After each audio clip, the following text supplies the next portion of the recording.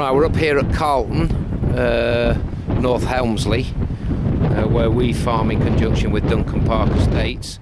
We're in a field of winter oilseed rape, having been battered through the night, and I think on the camera you'll get some indication of the wind direction at least. I was up here a couple of days ago, and the flowering of this crop is a dull yellow at the moment, but was relatively bright yellow. The flowers seem to have lost that gloom, and I don't blame them. They've tended to just dull down a bit. If I just swing onto that grass slowly, you can just see the remnants of what we had last night in terms of snowfall. It's leaving fairly quickly, so it's not done too much damage. In fact, it's probably, although it's reduced soil temperatures, it's probably introduced moisture that was sadly lacking. We haven't had any rain up here for at least a month, and things were beginning to suffer, but I suppose 4 inches of rain, that will equate to somewhere in the region of half an inch of, 4 inches of snow equates to about half an inch, just under, of rainfall, precipitation. So, and we've had rain in between, so the forecast is not doing us a lot of favours with this diurnal temperature difference. It's been up to 23 degrees in the daytime, followed by -4 at night, and that's no good for anything. But we, as I said earlier on a film clip, we're grateful for small mercies. So today with me, just going through some of the agronomy, is Andrew Lowe from Safagrow. We occasionally have an afternoon out just looking at crops. Andrew likes to keep abreast of what's happening out there on farm in terms of agronomy. So Andrew, you can see now what I'm talking about. Reference, we've been over to a field of oilseed rape over there and looked at bird damage. We're back here now in a better field of oilseed rape looking at weather damage. Yeah, I mean, I have to say that I was tremendously struck by the effect that bird damage can have. I mean, we probably should say we're on a farm where there is a shoot, isn't there, Chris? So it's probably more intense than the average farm, but that struck me certainly.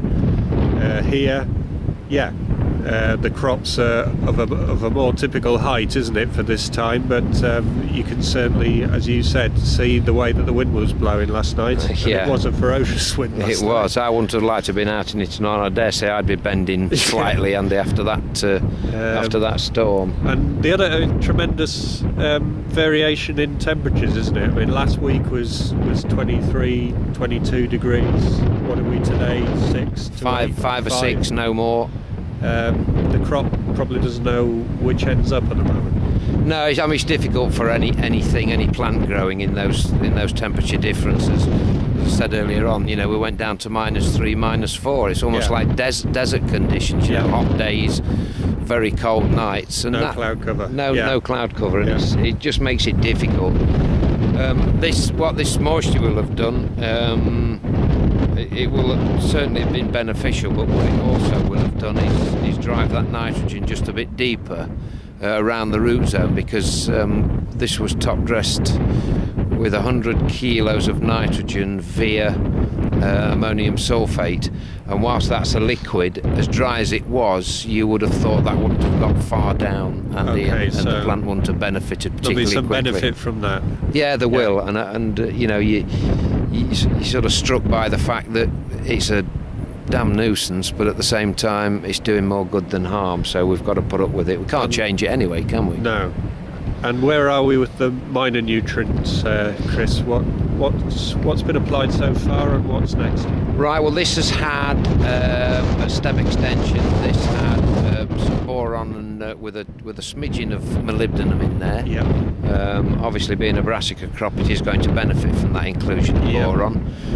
What I'm going to do very shortly is it'll receive its potentially another 100 kilograms of nitrogen, but I might just cut that back a bit in the hope that we can save some to go on later on and feed the pod rather than the stem and the leaf, as happened by default last year. But then I'll include magnesium in that, the requirement of a fairly large plant like this.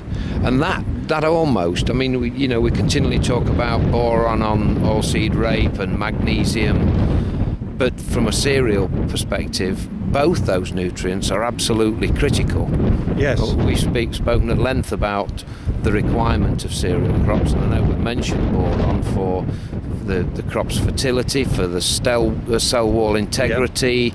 There's all sorts of reasons. Grain formation in itself. Absolutely. And when crops go through these stress periods, the more we can do to help it to realise that potential yield, just with the inclusion of something relatively cheap like boron, then I really am all for it. And, so T1 will begin to, which is probably a fortnight away, with some of our crops at this height and altitude, slightly sooner on the crops lower down. But I'll include some magnesium and boron on those crops, Andy, and see what we can do in terms of just assisting that potential yield. So certainly on cereals, many growers might be used to putting a later magnesium on, but that might be a little bit earlier than some would normally think about. Well, magnesium, we talk endlessly about the assistance of these trace elements to control disease, or aid disease the control.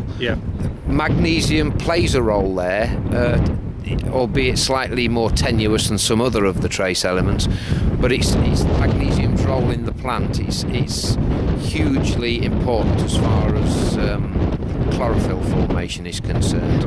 Now, if the plant's lacking in that and its pallor is such that the plant is unhealthy in that respect, then it will obviously contract disease far quicker. So as a secondary aid, magnesium will help the plant to resist disease. So that's at T1 and possibly T2 on soils deficient in magnesium, and the thing to do is look at soil indices, etc. But I'm all in favour of those soil analysis results and taking heed of them.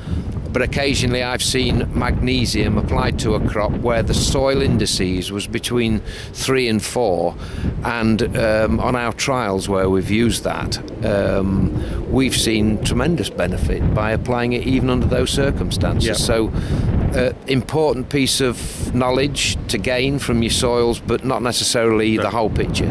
No. And magnesium's role in sugar movement around the crop, that's the key, isn't it? Absolutely. If there's one nutrient that I believe can alleviate stress, then magnesium is probably top of the premiership. It will aid the sucrose to move down the plant and out the roots. If that cycle stalls, then sugar accumulation in the upper part of the plant almost becomes poisonous. The plant has got to shed it.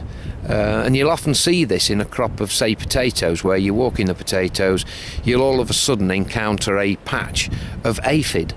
Right. And yet you can walk away from that patch and not see another one. Well, and they're feeding on the rich leaves. They're feeding on the sugar-rich leaves, and so they know where their food is. That's important for them to know and understand. So magnesium will actually bust that stress, and that's why I always include it. And for protein formation later on, that is critical. I mean, my recommendation has always been to look at applying magnesium 7 to 10 days to a crop, particularly with regard to Group 1s, bread-making wheats, where protein enhancement is required, but not necessarily. Don't just adhere to those Group 1 wheats. We're talking about producing yield, but also quality. Yield, isn't it? Absolutely, and we forget the quality sometimes. Big heap in the shed, fine, but we're competing to sell our grain against our neighbours. So if ours is of slightly better quality, then the cost you the same to harvest it, hasn't it? Absolutely. Absolutely. So pest-wise in here now, Chris, what's the main concern? Well, we've been through about 7 days ago now, 5 to 7 days ago, we went through to remove pollen beetle. Right. Now, the choice of insecticide for that, with regard to pollen beetle control, is quite difficult. None of them are that persistent. There are numerous colonies now of pollen beetle which are resistant to certainly the pyrethroids, and so you're looking for a quick knockdown as such without a great deal of persistence, and monitor the the control of that pest to see if resistance is indeed in your crop.